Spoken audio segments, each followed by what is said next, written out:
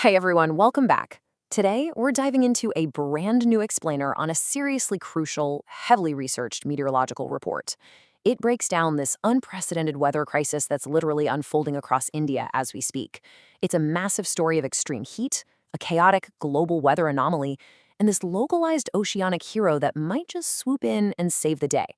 Okay, let's dive right into this. 52.3 degrees Celsius. I mean, just think about that for a second.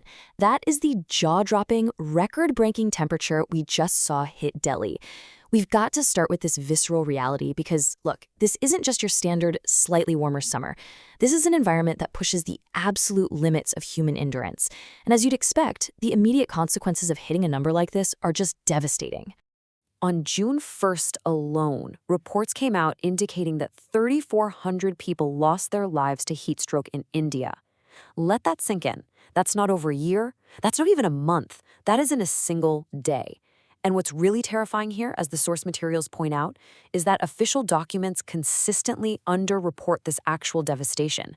Lots of these casualties just never get the official label of a heat stroke death in the paperwork. So the true scale of this tragedy? It's likely much, much higher. And if you look at the broader reality check India is facing right now, it is just stark. Out of the 100 hottest cities on the entire planet, 98 of them are in India. 98! The number of cities crossing that incredibly dangerous 45-degree mark isn't just growing either, it's rapidly doubling. We're seeing monsoons delayed well past mid-June in several regions, which leaves the land completely baked and dry, creating this daily persistent threat of thousands of casualties. So, moving into Section 1, the Godzilla El Niño and the global threat to India's economy. To understand this sudden, massive spike in extreme weather, we actually have to look way beyond India's borders to the global culprit. We're talking about a Godzilla El Niño. Normally, you've got trade winds pushing warm water west, which brings rain to areas like India. But during an El Niño, the western Pacific Ocean warms up significantly, which reverses those vital trade winds. It essentially acts like a giant sponge, stopping the rain and causing absolute global weather chaos. And this Godzilla variation, it's a supercharged version that is directly and aggressively killing the Indian monsoon. So why exactly is this specific weather pattern so utterly terrifying for India's infrastructure? Well, remember, India is largely an agrarian economy. 18% of the entire national GDP comes directly from agriculture, and a whopping 47% of the population is employed in this sector. When the Godzilla El Niño stops the rain, crop yields just plummet. That leads to massive food inflation, hurting everyday consumers, and it forces institutions like the Reserve Bank of India into making incredibly tough economic choices. The entire country's financial stability, quite literally, relies on water falling from the sky. And history gives us a pretty grim warning here. According to a report by IIT Gandhinagar, India has faced 16 El Niños since 1950. Out of those, 5 caused severe, absolutely crippling droughts. But here's the thing. The situation we're in right now is exceptionally dangerous. We aren't just dealing with your standard El Niño. We are dealing with a Godzilla El Niño, combined with historically high global emissions that have already damaged the world's weather systems. It is basically a perfect storm of dry, extreme heat. All right, on to Section 2, the local savior, the IOD, or hope in the Indian Ocean. Okay, so it's not all doom and gloom. There is actually a local meteorological hero in this story, and it's called the Indian Ocean Dipole, or IOD for short.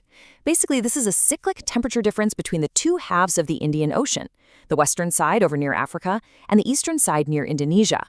You see, while the vast Pacific Ocean and its El Niño are entirely out of our control, India's very own localized Indian Ocean has its own temperature variations. And these localized shifts, they have the power to actually fight back against the global dry spells. To really grasp how it fights back, we need to look at its two phases. First, there's a negative IOD. This happens when the eastern Indian Ocean is warm and the west is cold, which, unfortunately for India, means severe drought. But then we have the positive IOD, and this is exactly what we want. This is when the western Indian Ocean near Africa warms up and the eastern side gets cold. The result? Heavy, abundant rain for India. And the incredibly good news, the real ray of hope we've been looking for, is that scientists are predicting a positive IOD will emerge by the end of this year. Which brings us to Section 3, how positive IOD works, and the science of the rain. Now, what's really interesting about this is exactly how this localized temperature shift brings us water. The physics just align perfectly to create rain. Here's how it goes. Step 1, the western Indian Ocean warms up, releasing these massive amounts of water vapor right into the air. Step 2, as we know from basic science, warm air rises. So this upward movement creates a huge low pressure zone underneath it. Step 3, high pressure always rushes to fill low pressure, so winds begin pulling heavy, dense moisture all the way from the east, dragging it west toward India.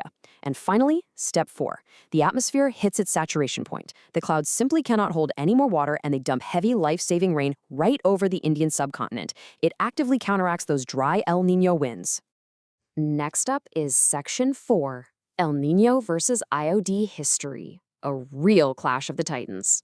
So can our local hero actually beat this global Godzilla? Well, looking back at historical precedents, it paints a pretty complicated picture. Check out 1997. We had the absolute strongest El Nino of the 20th century. I mean, the UN was panicking, they were anticipating severe famine. But a positive IOD formed right over the Indian Ocean. And the actual result? India got 2 to 10% more rain than average. The IOD completely neutralized El Nino. It saved the country. But now look at 2019. We had the strongest positive IOD recorded in decades. Everyone expected abundant rain immediately. Instead, the monsoon was delayed, June was brutally dry, and crops failed early on, only for these crazy late heavy floods to arrive in September. And to really understand why 2019 was just so wildly erratic, you have to grasp the raw power the IOD unleashed globally that year. Because all that moisture was dragged so forcefully to the west, Indonesia faced these severe, devastating droughts. Australia suffered historic, catastrophic fires. We're talking 5.5 million hectares burned and nearly 2,500 homes completely lost. Meanwhile, Africa experienced massive, fatal floods that claimed 85 lives. The system was immensely powerful, yet despite all that sheer strength, the timing was totally off for India. India's early monsoon season was still drastically and dangerously dry. All right, that leads us into Section 5, the 2024 monsoon forecast. When will relief arrive? Which brings us to the absolute most urgent question for farmers, for the economy, and for the millions of people who are enduring this historic heat wave right now, and it's this. Timing is everything. It is not enough for the positive IOD to just show up eventually, it has to show up on time. If it delays and doesn't offset the Godzilla El Niño during those crucial planting months of June and July, the agricultural and economic damage will already be set in stone. Deadly heat will persist, crops will fail in their infancy, and food inflation will skyrocket, even if it eventually pours rain in September. So what are the experts actually saying right now? Let's walk through this timeline provided by the Japan Meteorological Agency, since they were one of the first institutions to accurately predict this year's El Niño.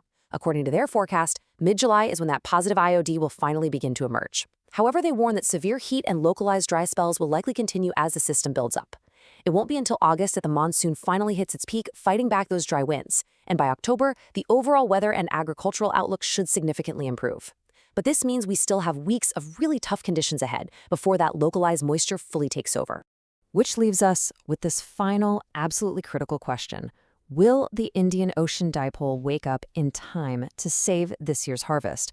Or is this relief coming just a little too late to prevent widespread economic and human tragedy? The data shows us the mechanics for sure, but the exact timing, that's still nature's secret. I would absolutely love to hear from all of you. What is the weather reality right now in your city? Are you finally seeing some rain, or are you still enduring the heat? Let us know down in the comments. Thanks so much for joining me for this explainer. Stay safe out there, and I'll see you in the next one.